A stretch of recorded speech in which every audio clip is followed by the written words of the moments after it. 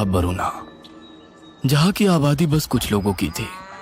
कोई बहुत ज्यादा इस गांव के बारे में नहीं जानता था, क्योंकि ना ये नाम और ना ही इसकी कहानी कभी किसी के जुबान से किसी के सामने आई थी। रात के समय इस गांव में कहीं रोशनी होती थी तो एक हिस्सा अंधेरे में भी घिरा रहता था, और जो हिस्सा अंधेरे में घिरा होता था उसके बारे में गांव के लोगों का कहना था कि अक्सर वहां की जमीन में से कुछ धड़कने की आवाज आती रहती थी, और चीलें जो दिखाई नहीं पड़ती थी उनकी भी आवाज यहाँ घेरा बनाए रखती थी। यहाँ के लोगों में जो डर था, उस डर की कहानी का पहला अध्याय एक प्यासीन से शुरू होता था। प्यासीन, जिसकी कहानी की दहशत उस गांव के लोगों के दिलों में थी। शाम का वक्त और लोग अपने अपने घरों को लौट रहे थे।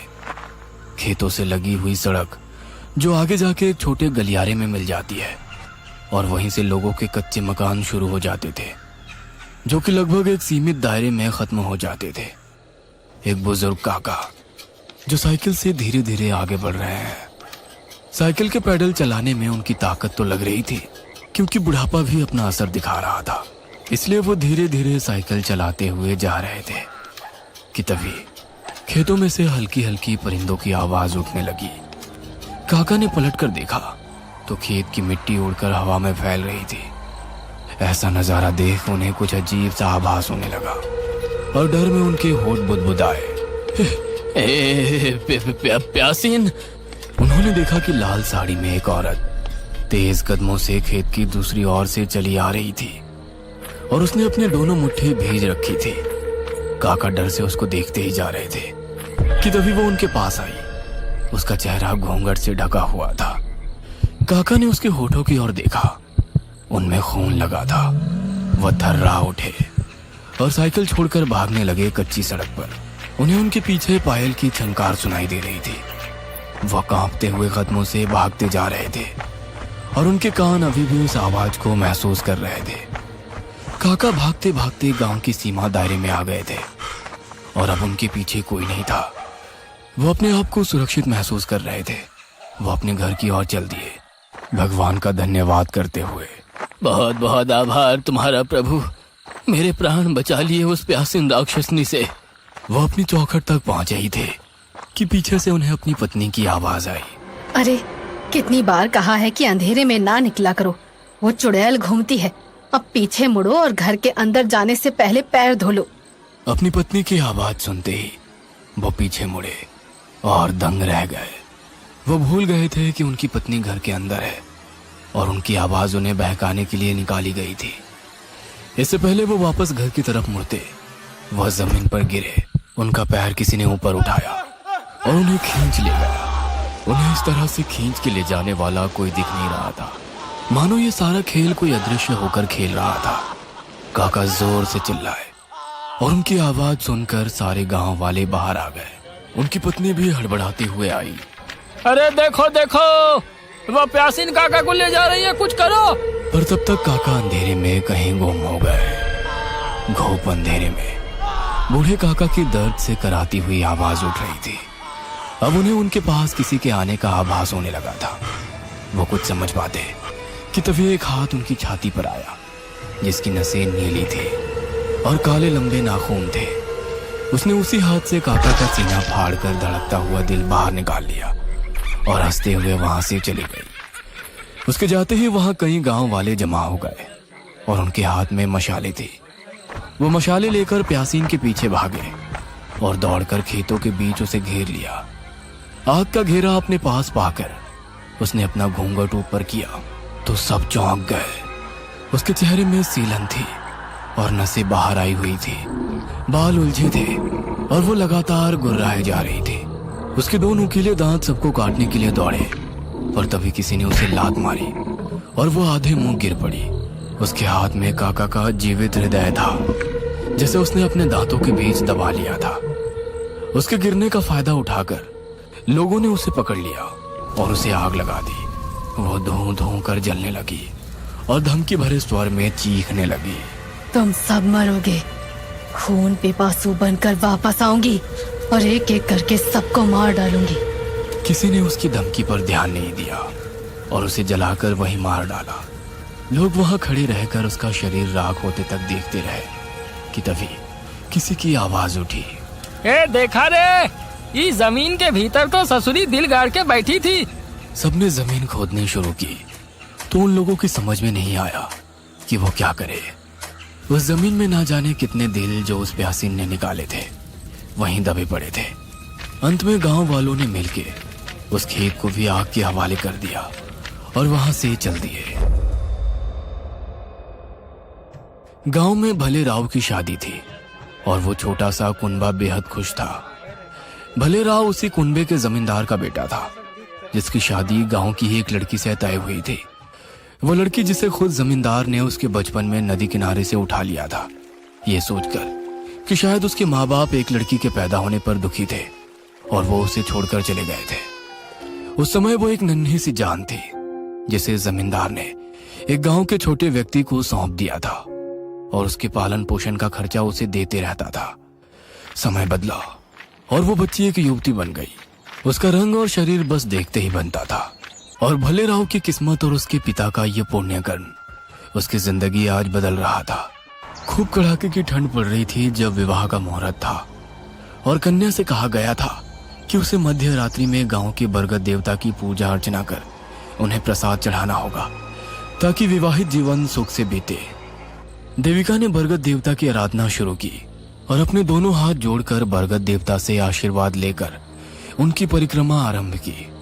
बरगद की लंबी जटाओं का स्पर्श लेते हुए देविका परिक्रमा कर ही रही होती है कि तभी जटाओं का तेज हिलना शुरू हो जाता है, पर देविका नहीं रुकी। यह देखकर कहीं गांव वाले भयभीत होना शुरू होते हैं और कुछ को तो उसी प्यासीन की याद आ जाती है कि तब तक उसी कुनबे की एक औरत ये सब देखते हुए अपने बालों का जूड़ा खोलते हुए वहीं जमीन पर पलथी मारकर बैठ जाती है और अपनी जांघों पे अपने दोनों हाथ कस के मारते हुए अपना सर चारों दिशा में घुमाते हुए भारी आवाज में माता माता दोहराने लग जाती है। उसका ये बर्ताव देखकर भले राव अपने पिता का हाथ पकड़ के खड़ा हो जाता है और उनसे पूछता है, पिताजी ये औरत क्या कर रही है? अरे कुछ नहीं, डरने की बात नहीं है, बस जीवन भर पेट बाधा ना आए ये माई ये उपचार करे जरूरी होता है बिटवा। वो औरत काफी देर तक माता माता दोहराती रही और फिर एकाएक जब हवा रुकी तो वो भी शांत पड़ गई। ऐसा करना गांव की पुरानी प्रथाओं में था। परिक्रमा पूर्ण हुई और देविका ने बरगद देवता को प्रणाम कर वहां सभी बुजुर्गों का आशीर्वाद लिया। भोर हुई और भले राव और देविका का विवाह संपन्न हुआ। देविका ने अपना पहला कदम भले राव के घर में रखा। उसके पैर रखते ही जमीन में सीलन पड़ने लगी जिसे कोई देख ना पाया और जब देविका पूरी अंदर आ गई तो चौखट तक सीलन जम गई थी। रात के वक्त जब जुगनुओं की ध्वनि जोर पकड़ लेती है तब ऐसा माना जाता था कि उस वक्त अगर आसपास के घेरे में कोई और आवाज भी उठ रही हो तो सुनाई नहीं देती जब तक वो आवाज किसी चुड़ैल डायन या प्यासीन की ना हो, और वो भी तब जब वो प्रेत बाधा बनाने में सम्मिलित हो। और ऐसा ही उस रात भले राव के घर के बरामदे में होने वाला था। भले राव लेटा हुआ था और उसने करवट लेकर अपनी नई विवाहित देविका को पकड़ना चाहा तो उसका हाथ बिस्तर पर खाली पड़ा। वह आधी नींद में मुनमुनाता हुआ उठा और देविका देविका करके बिस्तर छोड़ने लगा।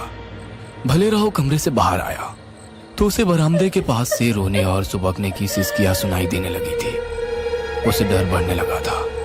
भले राव ने अपने आप को छुआ तो उसके रोंगटे खड़े हो रहे थे। वो क्या, कोई और होता तो उसकी भी गिग्गी बंध जाती, क्योंकि गांव देहात में तो ऐसा रोना अशुभ ही माना जाता था, और वो भी जब किसी बाधा का साया लगने वाला हो। तब तो इससे खौफनाक मंजर दूसरा कोई नहीं था।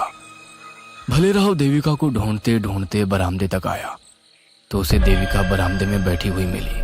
उसने देविका को पीछे से आवाज लगाते हुए कहा, देविका, देविका, घर में कोई रो रहा है, तुम अंदर चलो, पिताजी कहते हैं ऐसा रोना ठीक नहीं होता, आओ देविका। ऐसा लग रहा था जैसे देविका के कानों में भले राव की आवाज पहुंच ही नहीं रही थी। वह देविका देविका बोले जा रहा था कि उसे रोने की आवाज फिर से आई। वह आगे चल के आया तो उसने देखा कि देविका घुटनों के बीच अपना सर दबा के बैठी हुई सिसकियां ले रही थी। वो उसी तरह रो रही थी जैसे कोई चुड़ैल।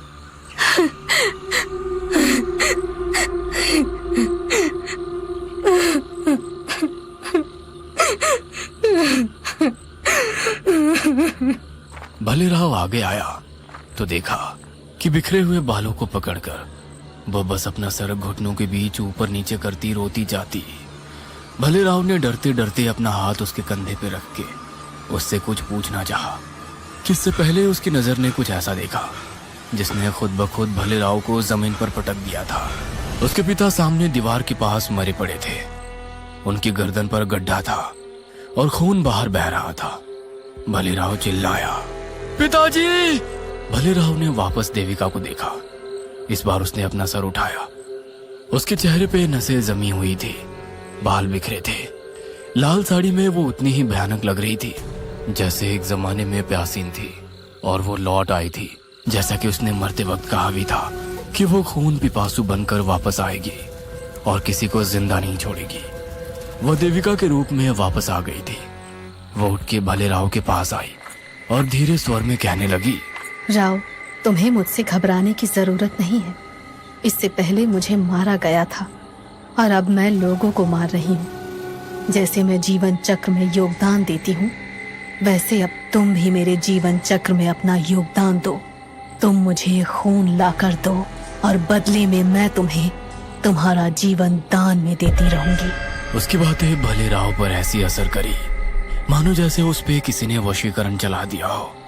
भलेराव अपने पिता की मौत को भूलकर उठा और देविका उसका हाथ थामकर उसे अपने कमरे में लेकर चली गई। अंदर पहुंचकर देविका ने भलेराव की ओर देखा और भलेराव उसकी खूबसूरती में डूब गया। अगली सुबह भलेराव ने खुद को अपने पिता का दिल उनके शरीर से काट कर अलग कर दिया था और उसे निकालकर देविका के हाथों में सौंप दिया था किसी तोहफे की तरह। उसने उसे सूंघा और अंदर चौके में ले गई। भलेराव बाहर इंतजार करने लगा। थोड़ी देर बाद देविका बाहर आई। उसके हाथ में थाली थी जिसमें पका हुआ दिल रखा था। दोनों ने उसे खाया। देविका ने चस्के लेकर तो भलेराव ने देविका के वश में।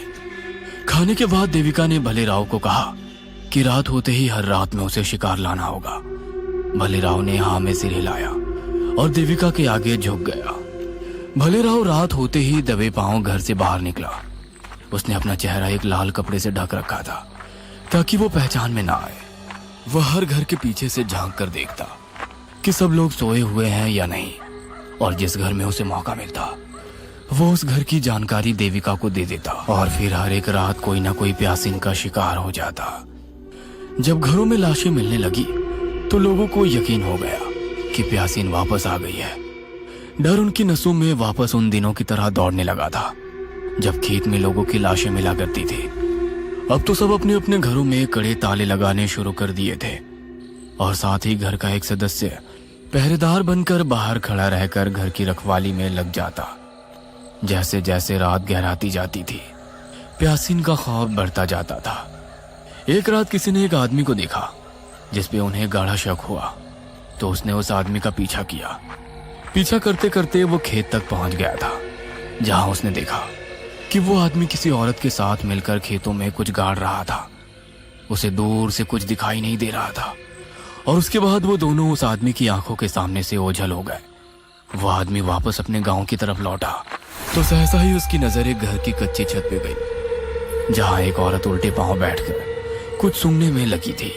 उसने उसे देखते ही चिल्लाना शुरू कर दिया तो वो औरत एक छत से दूसरी छत पर छलांग लगाते हुए भाग निकली। दोनों ने उसे भलेराव के घर में घुसते हुए देखा। लोग भलेराव के घर के बाहर इकट्ठा होकर शोर मचाने लगे थे। भलेराव घर से बाहर निकलो, तुम्हारे घर में प्यासी घुस बैठी है। भलेराव बाहर आया। वह पसीने से भीगा हुआ था। अरे क्या हुआ? काहे के मारे इतना शोर मचा रखा है? हाँ, भीड़ में से निकलकर एक आदमी सामने आया और बोला, अरे तोहार कुटुम्बा हुई चुड़ैल, वो प्यासीन अपना घर बनाए बैठ गई है, उका बाहर निकाल। कैसी बात करता है रे तू छगन? मालूम नहीं का ये घर हमरा है, हमरा यहाँ कोई प्यासी नहीं है। लोगों के अंदर काफी आक्रोश जमा था। उनके घर के सदस्य मारे गए थे। वहां लोग मशाले लेकर इकट्ठे हो गए थे। वो शोर को कम नहीं पड़ने देना चाहते थे, इसीलिए लगातार अपनी आवाजें ऊंची किए जा रहे थे। अंदर बैठी देविका जो प्यासीन के रूप में थी उन आवाजों से परेशान होने लगी और अपने नुकीले हाथों से अपने कान पीटने लगी। और थोड़ी देर बाद जब बाहर खड़े लोग उसे पकड़कर मारने की जिद पर अड़े थे, वो बाहर आ गई। आग की रोशनी में उसका चेहरा बड़ा ही भयानक लग रहा था। वो गुर्राते हुए उनके बीच आ गई। उसके आते ही लोगों को सांप सूंघ गया कि तभी उसने एक बच्चे को अपनी पकड़ में ले लिया और भारी आवाज में सबको धमकाने लगी। मैं खून पिपासु हूँ, खून पिपासु। तुम लोगों ने मुझे मारा था और मैं वापस आई हूँ अपना बदला लेने के लिए। तभी एक आदमी बोल पड़ा, अरे ये भले राव की मेहरिया है देविका। सबने उसे पहचान लिया था। उसके बाद सब एक एक करके उस पर टूट पड़े, पर वो लोगों को अपनी पूरी ताकत से धक्का देते हुए बच्चे को अपनी जकड़ में पकड़ते हुए दूर हट गई।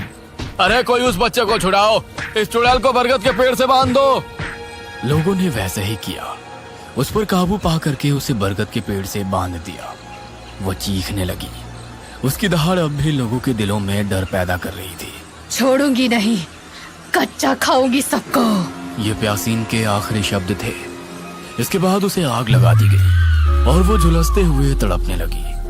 बरगद की जटाओं ने भी आग पकड़ ली थी। वह मरते वक्त पेट से थी। उसके जल जाने के बाद भी उसका पेट सांसें ले रहा था। कुछ देर बाद उसका सर धड़ से अलग होकर नीचे गिर गया, जैसे उसी खेत में दफना दिया गया जहां उसने कई लोगों के दिल गाड़ रखे थे।